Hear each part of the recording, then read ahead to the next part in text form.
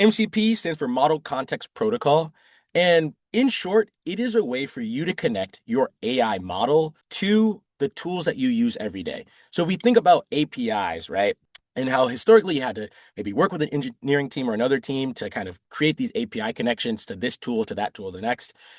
What's awesome about MCPs is they almost centralize those APIs in a connection to Claude or Grok or Gemini or Cursor or ChatGPT, you name it. And so what that allows you to do is from the AI interface that you're most familiar with, you can pull data, write or read tasks, orchestrate the close. We started doing the slides, everything like that. Claude was able to go and glean all this information from one prompt based on these different MCP tools that I've enabled. So again, it looked at Google Drive or into Google Calendar through sort of the Google, workspace workflows. It looked at Notion because it knows that as an organization, we store a lot of our own internal notes in Notion. And then I looked at Slack, which is our internal sort of communication tool. I found the DM between the three of us, or excuse me, the four of us, and again went through and tried to process what was important, what was relevant. Are there posts that we had sort of around the same time of those meetings? Again, to get that additional context there as well. I type into Claude. I want to use the numeric MCP to download all the tasks internal Supernova assigned to me, Jeff, and Paul. I want to understand which tasks are late. Can you please put these in an Excel file and highlight anything that is past due? Again, this is stored, on your desktop in this case when you're using Claude here.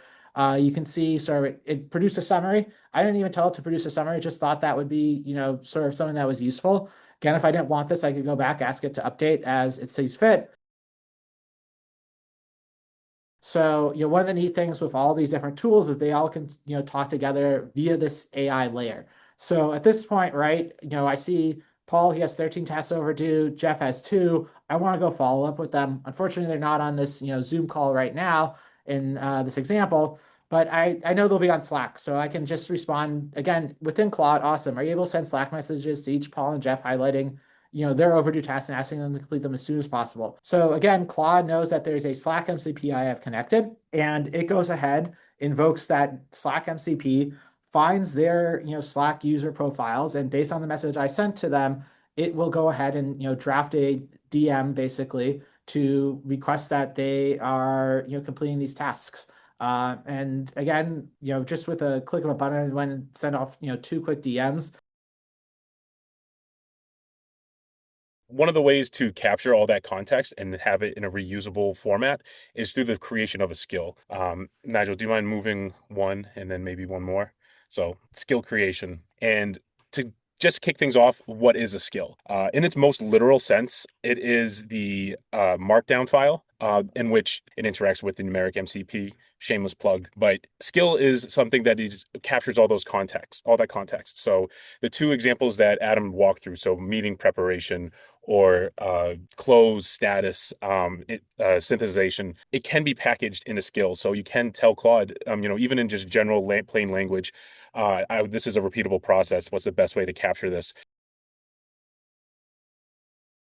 So an example, out of chat, you can move into Claude Cowork if you're on Claude Desktop, and you would then say, I like to run this skill every single day at 9 a.m. Eastern time. Make sure that it gets the output right. It's really simple, 2 sentences. And then what you want to do just for a gut check is run now. So this is a quick little validation that it is producing the output that you want. And on top of that, it's pre-approving all of the different connections. So Claude does ask permission to use different connections and use the tools within those connections. Now let's prime the system so you're not starting your first scheduled run of click, approve, approve, approve.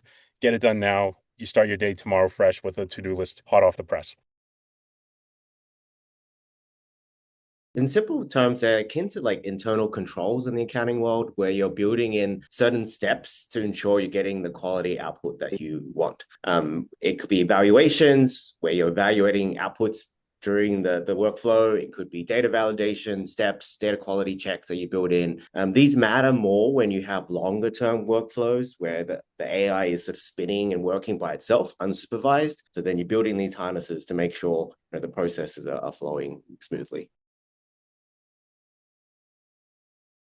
I think one of the neat things with, the way MCPs work and the way that, the AI works when you're asking it to go and, perform some of these actions is it's actually basically writing code that you can go and audit that's not necessarily related to the model, right?